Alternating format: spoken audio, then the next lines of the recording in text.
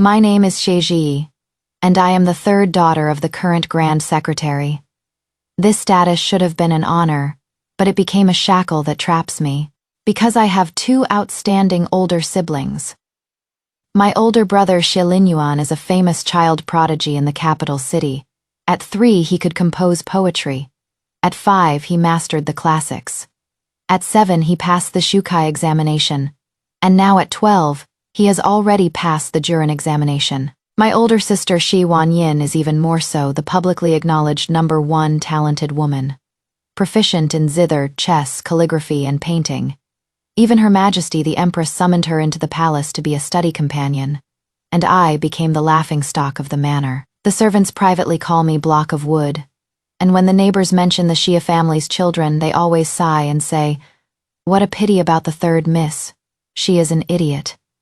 I am indeed clumsy. The characters my tutor taught, I'd look at for an hour and forget the moment I turned my head. A simple 3-character classic. My older brother and sister could memorize in a single day, but I'd still stumble through it after half a year. My older sister kindly taught me to play the chin, but the sounds I made were as ear-piercing as a pig being slaughtered.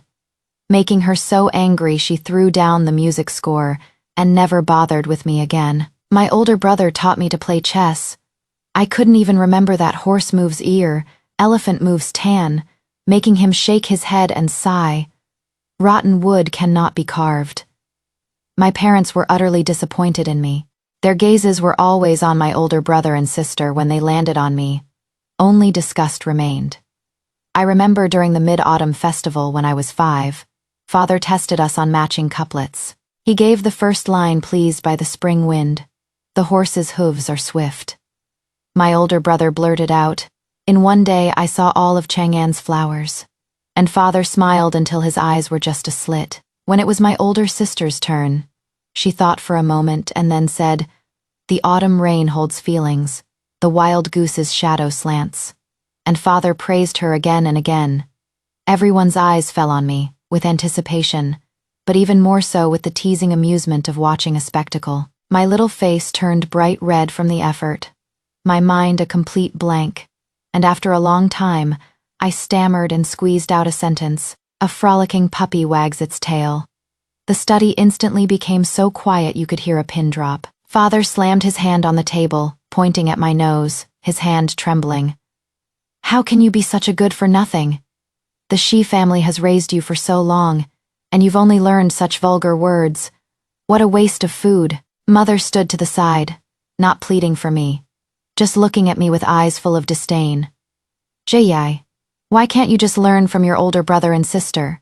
If you were even half as promising as them, Mom wouldn't have to worry so much. At this rate, what is to become of you in the future?" That day, I was punished to kneel on the steps outside the study, from noon until dusk. The bleak autumn wind blew, making my whole body cold, but the chill in my heart was even worse than the cold on my skin. From then on, I became the invisible person in the household. During meals, my parents would gather around my older brother and sister asking about this and that, and I was like an extra silently shoveling the rice in my bowl, not even daring to get any side dishes. My older brother and sister also gradually grew distant from me. They had their own circle, and I could only stay alone in the secluded west courtyard, watching the weeds in the yard live and die on their own. The servants in the mansion were even bigger opportunists. The snacks for my older brother and sister were always the freshest and most exquisite, but mine were often ones that had been sitting around for a few days and were about to go moldy. One time, the kitchen stewed some chicken soup, and the aroma filled the entire mansion. The servants were supposed to bring a bowl to every courtyard, but when they got to me, they only gave me clear broth, without even a single piece of chicken. I went to argue with the matron in charge. The matron said with a cold smile, "Third miss, it is not that this old servant is being partial. It is just that good things must be matched with people who have a future. For someone like you, having a bowl of clear soup is already good enough." The year I was 7, the palace held a flower viewing banquet.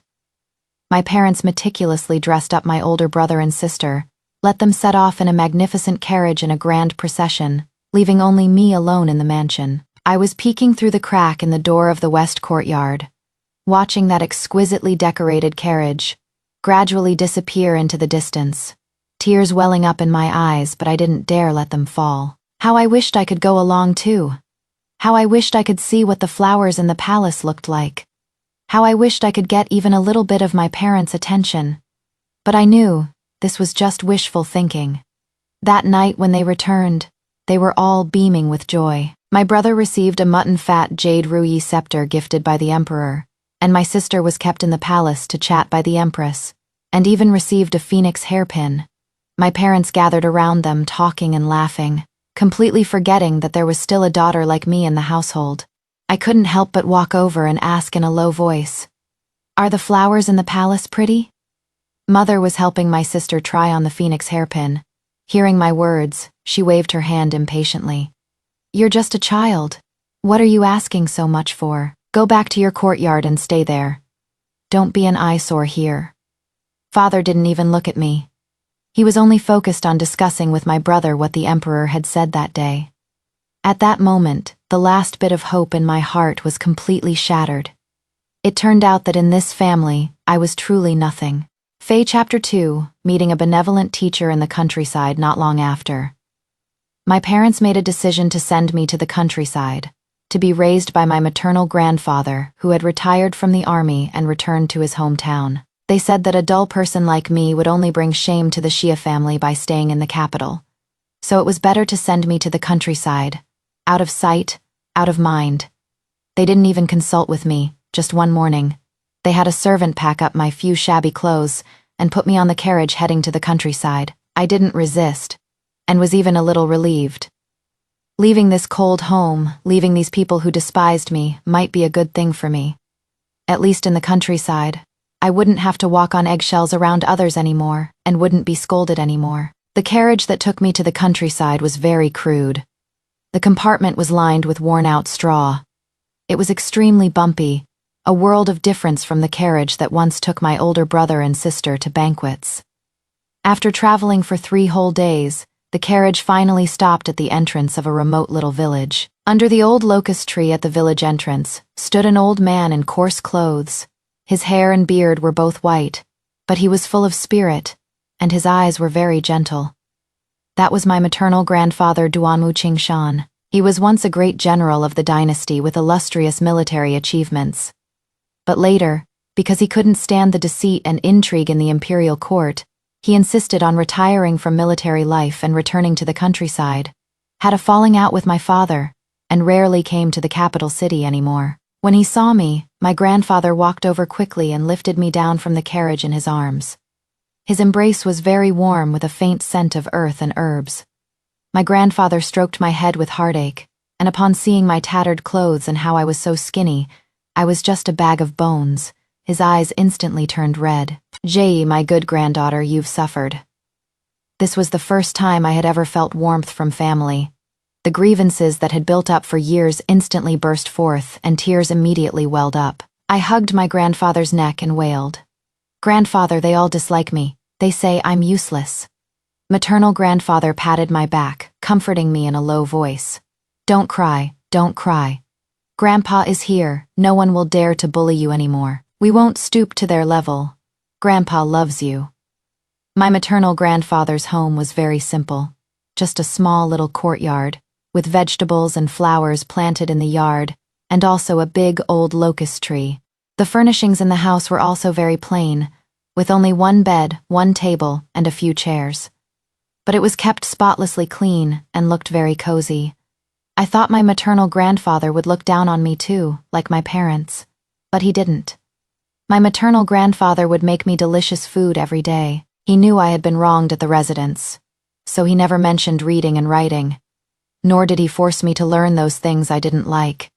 He would take me to the mountains to pick wild fruits, strawberries and cherries in spring, peaches and plums in summer, and hawthorns and wild jujubes in autumn. He would take me to the riverside to grope for fish and shrimp, and watching me stick my little hands into the water and scare the fish and shrimp into scattering everywhere. He would just stand to the side and roar with laughter. During my days in the countryside, I gradually became more cheerful, no longer cautious and timid like before. I would play with the other kids in the village, run around the yard chasing butterflies, and climb up the old locust tree to get birds' nests. I discovered that life in the countryside was actually very happy, with no scolding, no being looked down upon, only my maternal grandfather's love and the beauty of nature. Fae Chapter 3. First glimpse of talent. The turning point happened in the summer when I was 8 years old. That day the weather was exceptionally hot. My grandfather took me to the mountains to chop firewood, saying he was going to make me a new little stool. We were walking on a small path in the mountains, surrounded by dense woods. The chirping of cicadas rose and fell one after another. Suddenly, a wild boar shot out from the bushes. Its body was huge, its tusks were exposed, its eyes flashed with a vicious light, and it charged right at me. Grandfather's face turned pale with fright, and without a second thought he stood in front of me, holding a hatchet and yelling at the wild boar. "Beast, get away!" That wild boar wasn't scared at all and kept charging towards us, its hooves thudding on the ground, making the ground tremble. I was scared stiff then too, my mind a complete blank. But for some reason, watching the wild boar charge over, it felt like some force was surging in my body, making me react involuntarily. Just as the wild boar was about to crash into grandfather, I shoved him hard away, and I myself subconsciously dodged to the side. My movements so fast that even I couldn't believe it. The wild boar missed its charge and crashed heavily into a nearby big tree. The trunk was even shaken by the impact. The wild boar squealed in pain, shook its head, gave us one last unwilling look, then turned and ran into the woods. Grandfather was stunned on the spot and didn't react for a long while. He had just been ready to fight the boar to the death and never expected that I could actually dodge it. After a good while, he finally hurried to my side, looking me up and down, his voice full of worry and surprise. "Jayi, are you okay? Are you hurt anywhere? Just now? How did you move so fast?" I shook my head and said in a small voice, "Grandfather, I'm fine. I don't know either. I just felt my body suddenly become light, and then I dodged." I was very surprised myself in that instant just now.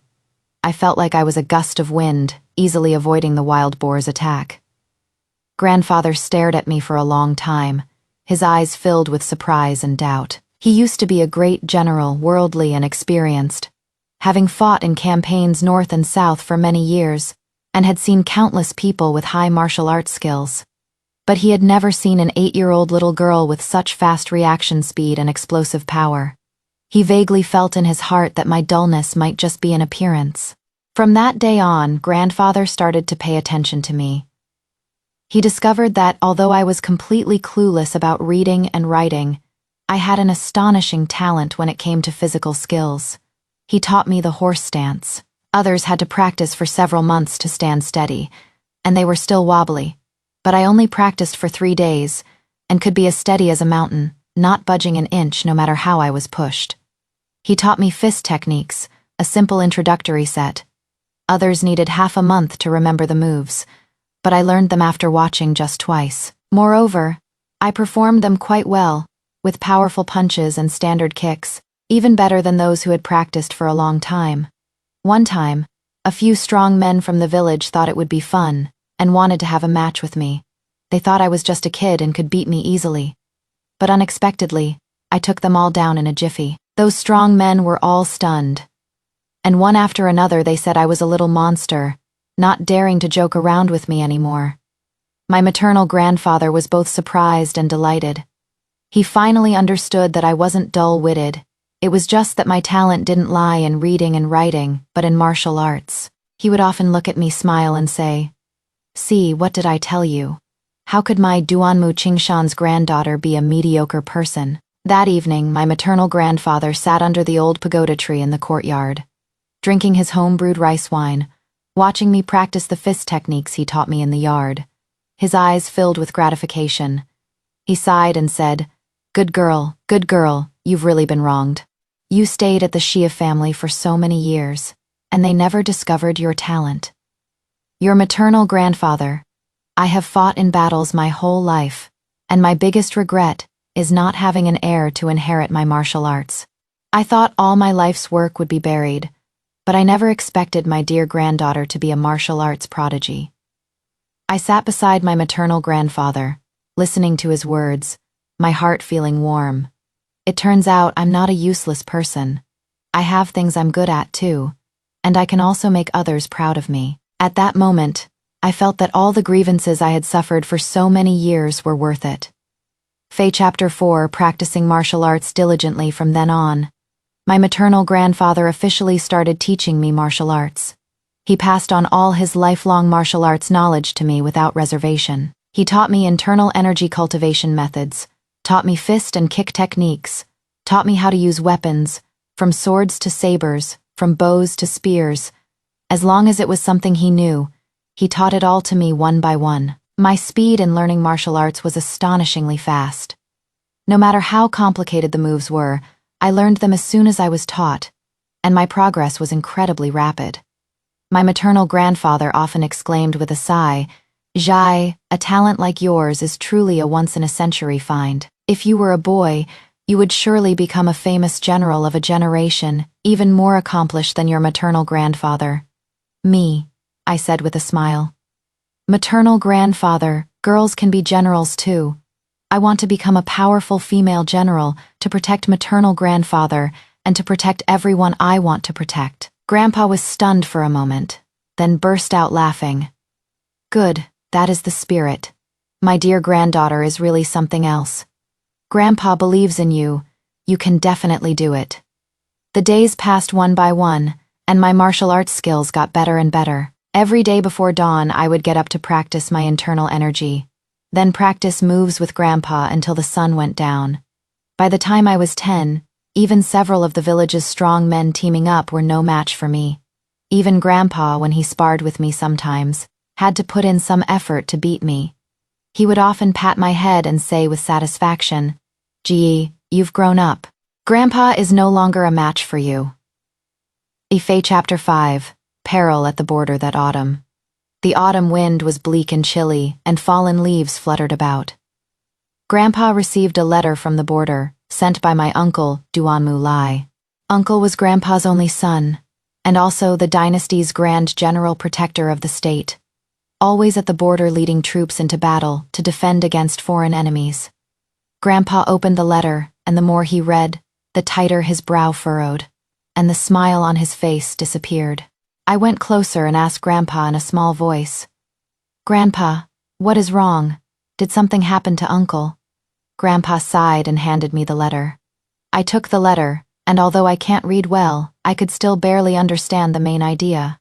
The letter said the enemy army has been attacking frequently recently, and a very formidable general named Murong Yan has arrived, who is the eldest prince of Beirong, highly skilled in martial arts, and commands troops like a god. Our army has launched counterattacks many times, all ending in failure, with losses of both soldiers and generals.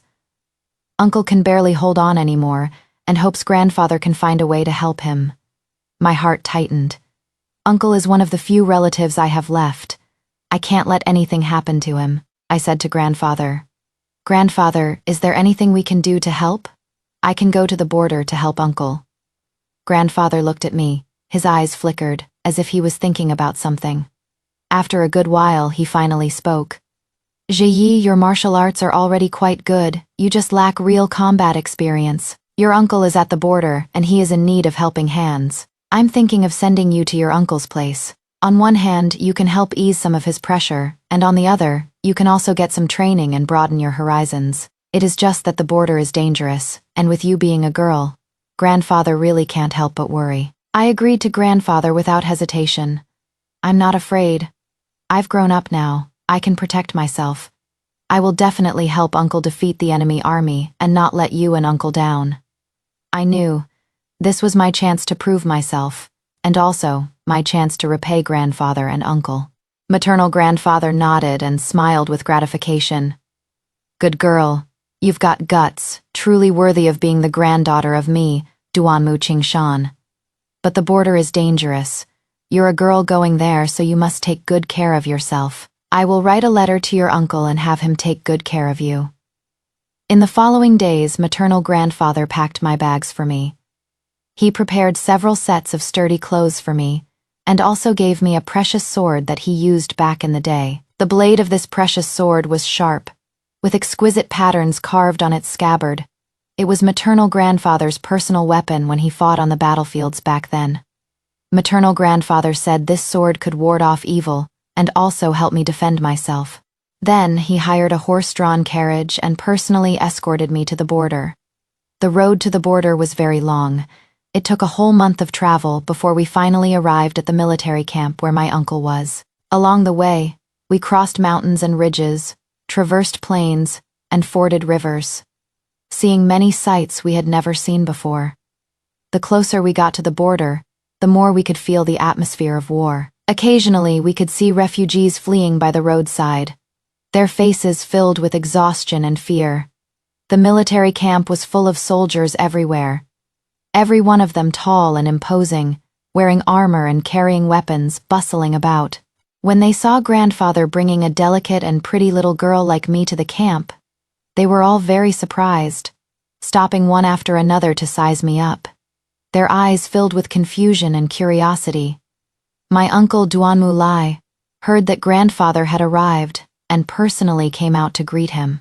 Uncle and grandfather looked very much alike, both tall and large with sharp eyes and a naturally imposing air. Seeing grandfather, uncle was very happy and strode forward to hug him. "Father, why have you come?" But when he saw me, he froze, asking in confusion. "Father, this is," grandfather said with a smile. "Liar, this is your niece, Ji. I brought her here to help you." Uncle frowned, his tone carrying a hint of dissatisfaction and worry. "Father, this child is so young, and a girl at that. The military camp is so dangerous. Weapons have no eyes. How can she be here? Besides, what help can she possibly be?" Apparently, Uncle had also heard about my reputation for being dull-witted and didn't believe I could be of any help. He felt that my coming here would only cause him trouble. Maternal grandfather pulled Uncle aside, whispered a few words, and also gave him that letter. After Uncle finished reading the letter, his eyes widened in surprise. He kept looking at me, his gaze full of disbelief. He probably couldn't believe that the niece who was rumored to be hopelessly dull was actually a martial arts prodigy. Fae Chapter 6, revealing one's edge after a good while. Uncle finally walked over to me, squatted down, and sized me up carefully. His gaze was very sharp, as if he was scrutinizing me. After a long while, he finally spoke and asked, "Ji, your maternal grandfather says you're very good at martial arts." I nodded and said, "Neither humble nor arrogant." "Yes, Uncle. I learned martial arts from my maternal grandfather for 2 years. I wouldn't dare say I'm invincible, but an average person is no match for me." Uncle still couldn't quite believe it. After all, how could a little girl rumored to be hopelessly dull be so good at martial arts? He thought for a moment, and said to a soldier beside him, "Chin-Hu, come over here, and spar a bit with this little girl. Mind your strength, don't hurt her." Chin-Hu is Uncle's personal guard. His martial arts are very good, and he is also considered a little famous in the military camp.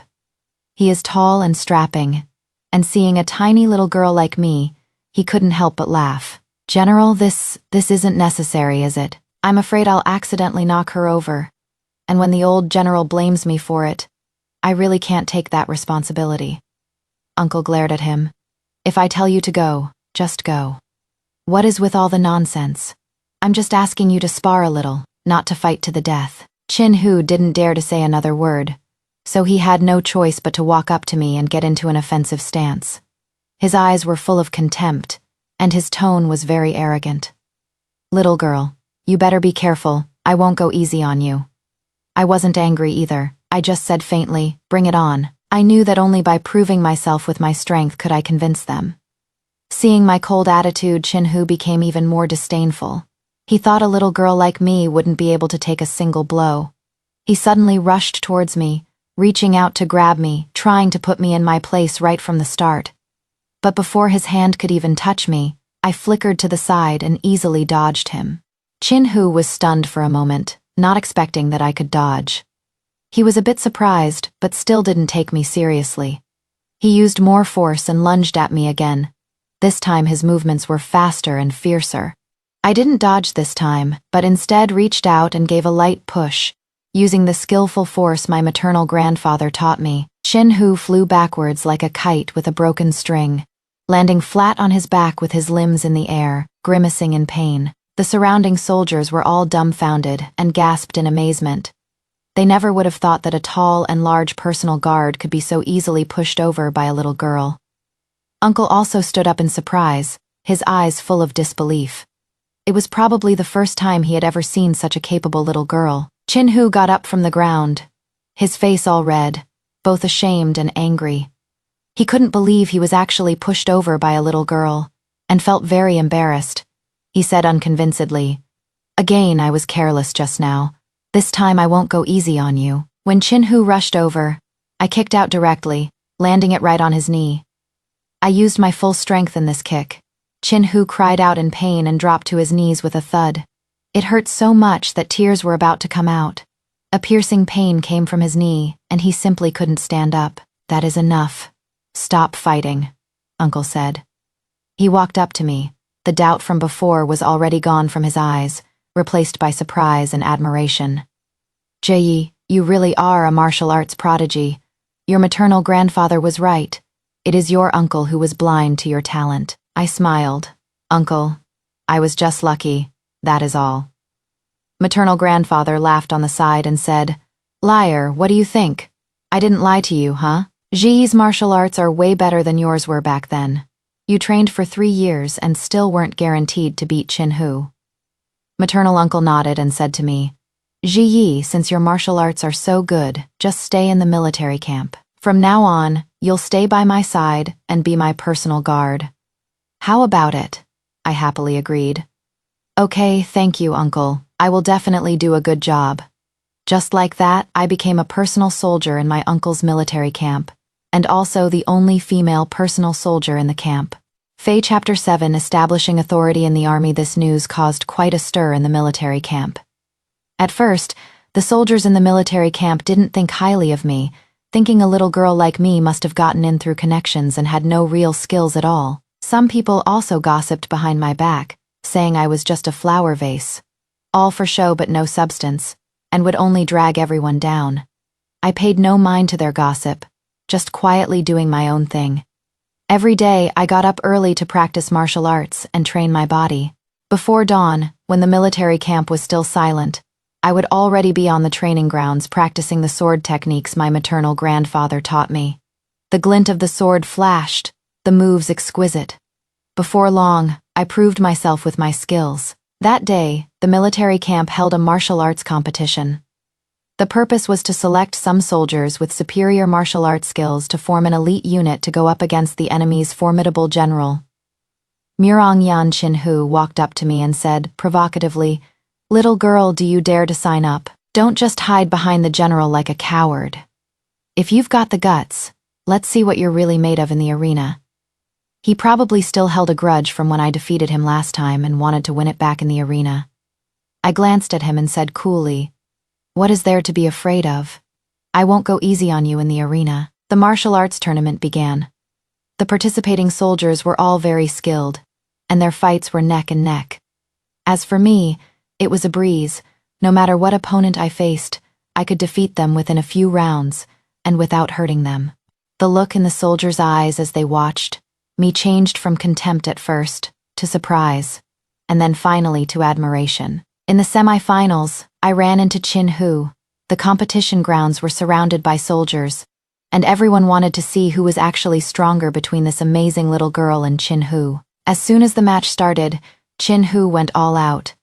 His moves were fast and vicious, but in my eyes, his moves were full of openings, completely unable to withstand a single blow.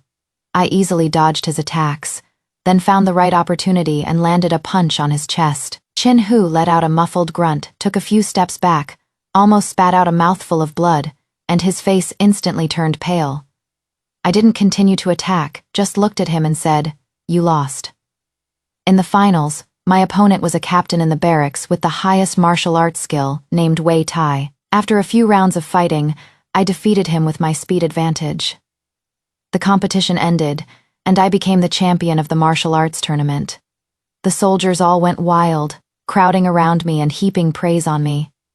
They lifted me up, tossed me into the air, and kept shouting, "Long live Miss She! Long live Miss She!" Uncle came over, patted my shoulder, and said happily, "Good job. You didn't bring shame to me and your maternal grandfather. From today on, you are the captain of this elite unit. Lead them and train them well, and prepare to confront Mirongyang." I was stunned for a moment.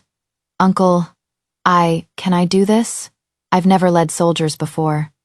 "Why not?" my uncle said with a smile. "Your martial arts are better than all of them. You're smart, and you're very organized.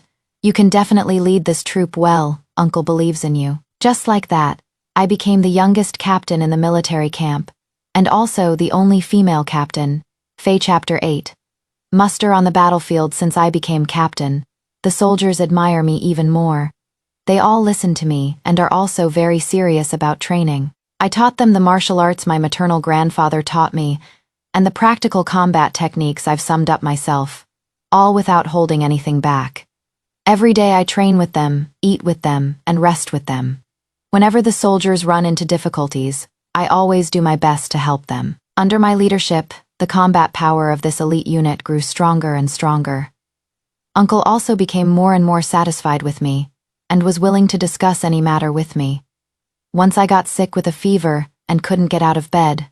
When the soldiers found out, they were all worried sick. Some soldiers went into the mountains to gather herbs, risking their lives to climb very high mountains just to get the best ones. Some soldiers went to town to get a doctor, running a long way until they were out of breath. And some soldiers stayed by my bedside, wiping my sweat, giving me water, not leaving for a single moment. Uncle also put aside his official duties and came to see me personally, and even made me chicken soup, feeding it to me mouthful by mouthful. At that moment, I felt a warmth I had never felt before. In this military camp, I was no longer that disliked and ignored Xiaji. I was the treasure held in everyone's palms. I was their captain. As the days went by, the situation at the border became more and more tense. The enemy's formidable general was named Mirongyang, the eldest prince of Barong, highly skilled in martial arts, and a divine strategist. He led the Barong army to invade our dynasty's borders many times, burning, killing, and looting, committing every imaginable evil. Our army launched counterattacks many times, but all ended in failure with heavy losses. Uncle was so worried he couldn't sleep, spending every day studying countermeasures, and a lot of his hair had turned white. Looking at my uncle's increasingly haggard face, I felt very anxious. I said to my uncle, "Uncle, let me take the elite troops to face that Mirongyang. I refuse to believe I can't beat him." Uncle hesitated for a moment. Mirongyang is very formidable, and his soldiers are all very valiant. I'm afraid you will be in danger. Why don't we wait a bit longer and we'll think of another way?" I said firmly. "Uncle, we can't wait any longer.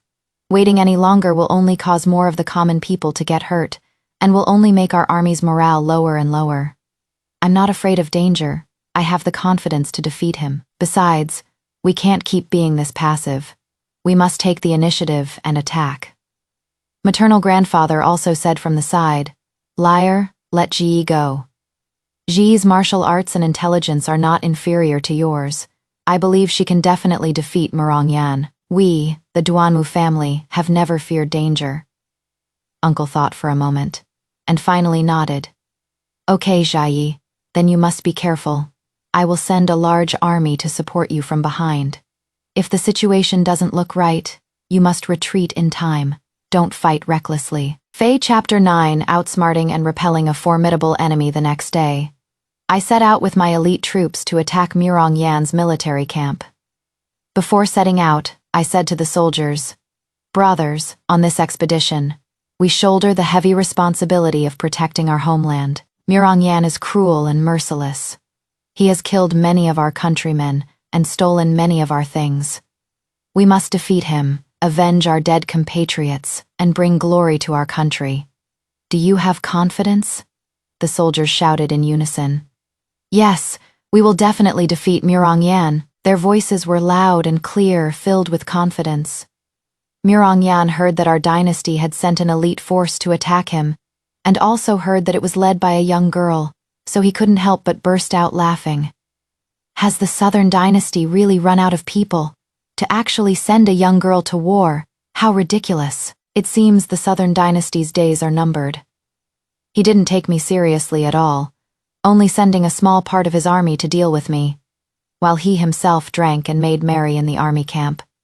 I had long expected he would be like this. Murongyan is arrogant and seated, and would never take a young girl seriously. I decided to use the tactic of creating a diversion in the east to attack in the west. I sent a portion of my soldiers to feign an attack from the front, deliberately making a big show of it to attract the enemy's attention. Then, I personally led another portion of soldiers, dressed in the enemy's clothes, to launch a sneak attack on their camp from the side. As expected, the enemy army fell for it. They sent most of their forces to deal with the soldiers at the front, leaving only a few guards in the army camp. I led my soldiers to quietly approach the enemy camp, and while the guards weren't looking, we easily charged in. When the enemy guards saw us rush in, they were all scared stiff and scattered, fleeing in all directions. We set a fire in the enemy camp, burning their provisions and weapons. The flames lit up the sky. Thick smoke billowed, and the enemy camp was thrown into chaos. When Murongyan learned that the military camp was sneak attacked, and that the provisions and weapons were all burned down, he was so angry he flew into a rage. He hurriedly led his main army back to reinforce, but by the time he returned to the military camp, we had already long since retreated. Looking at the burned-down military camp, Murongyan was so angry he shouted, "Gigi, I will definitely kill you." The first sneak attack was successful. The soldiers were all very excited. I said to them, "This is just the beginning. We have to continue to work hard, thoroughly defeat Murongyan, and let him know that we soldiers of the Southern Dynasty are not easy to bully." In the following days, I led the soldiers on several more sneak attacks on the enemy camp, burning their provisions and destroying their defensive works. Murongyan was driven to distraction by us, and the morale of his soldiers became lower and lower. Murongyan knew that this couldn't go on, so he decided to face me in a decisive battle. He sent someone to deliver a letter of challenge to me, arranging a fight to the death in an open field outside the city. I agreed without any hesitation. I knew it would be a tough battle, but I was confident I could win. Fae Chapter 10. Battlefield Showdown. On the day of the decisive battle, the armies of both sides had already lined up in formation on the open field. Murongyan was riding a tall black horse, wearing a suit of golden armor, standing at the very front of the army, looking at me with sharp eyes, filled with killing intent. Behind him were thousands upon thousands of Barong soldiers, every one of them fierce and menacing and aggressively imposing. I rode a white horse, wore a suit of silver armor, and held the precious sword my maternal grandfather gave me, standing at the very front of our army. The soldiers all stood neatly behind me, their eyes resolute, their morale soaring. Murongyan shouted loudly, "Little girl, if you know what is good for you, surrender at once, and I might spare your life. Otherwise, once I defeat you, I'll be sure to trample your camp flat and kill every last one of you," I sneered. "Murongyan, don't you be so arrogant. Today I will show you that we soldiers of the Southern Dynasty are no pushovers. We will protect our homeland with our blood and our lives." With that said, I raised my precious sword and yelled, "Brothers, charge!" Hearing my command, the soldiers charged towards the enemy army like fierce tigers. The armies of both sides quickly got into a melee. The glint of blades and shadows of swords, battle cries, sounds of slaughter, and the clang of weapons were all interwoven. The scene was utterly gruesome. Riding my white horse, I charged straight for Murongyan. Murongyan, not to be outdone, charged towards me on his black horse. He was holding a large broadsword, its blade massive, and it looked extremely heavy. The two of them quickly clashed. Murongyan's martial arts were indeed superb. His moves were fast and vicious, and he was very strong. I was on the back foot at first, only able to defend continuously, but I quickly adapted to his rhythm and started to counterattack. I used my advantage in speed, constantly circling him, looking for his openings.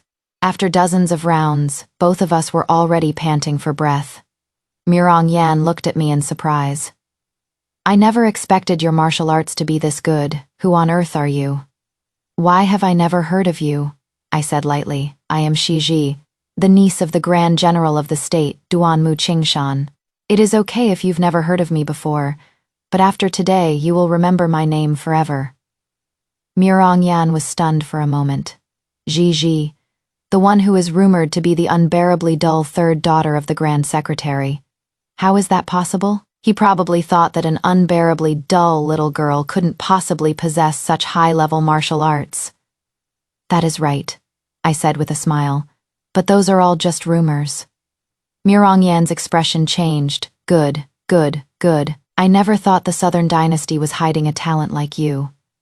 Today, even if it costs me my life, I will defeat you.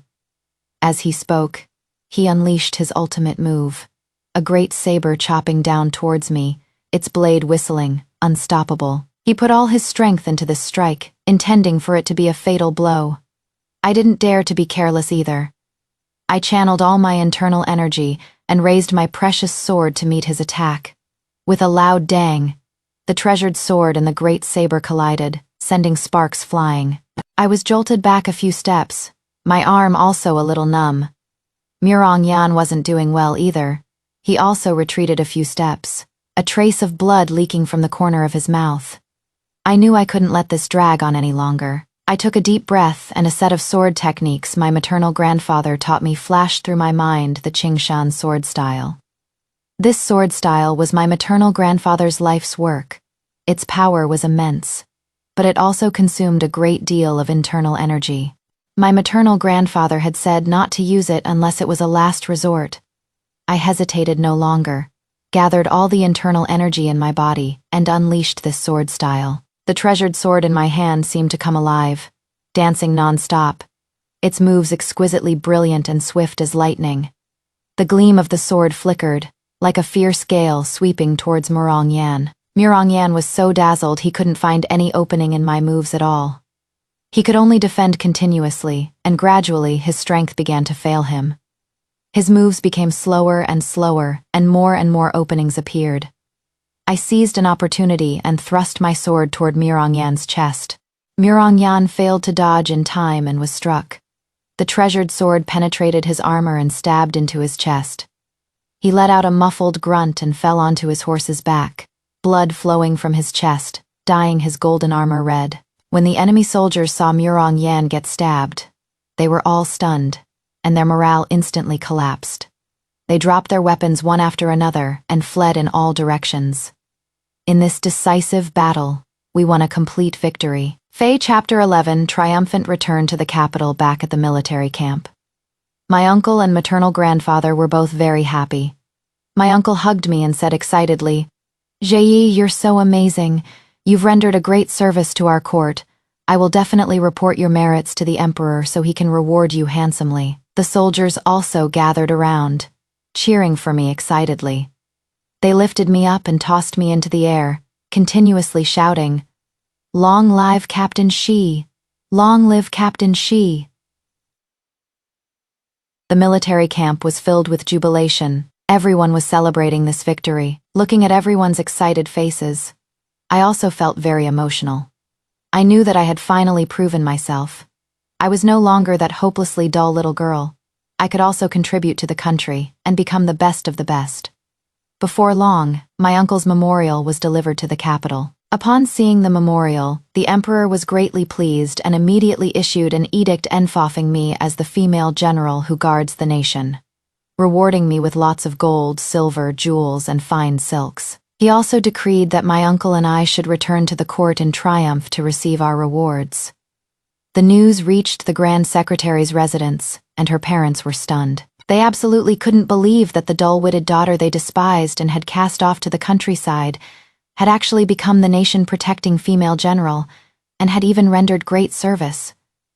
Her father was holding that imperial edict.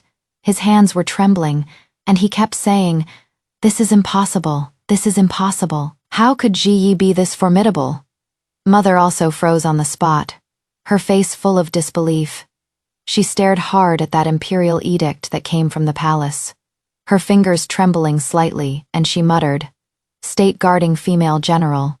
How can this be, Arjiyi, that girl who can't even recite the three-character classic completely? How did she become a general? The book scroll in the hand of his brother Shilan at the side dropped to the ground with a thud on his face, which in the past had always carried a hint of arrogance. There was now only shock and shame. He remembered his past aloofness and disdain for his younger sister. Remembered that phrase, "Rotten wood cannot be carved," and only felt his face burning with a fiery pain. Her older sister Shi Wanyin's eyes were even red-rimmed, clutching the phoenix hairpin in her hand, her heart filled with mixed feelings. She was both surprised by her younger sister's achievements and regretted her own past selfishness and indifference.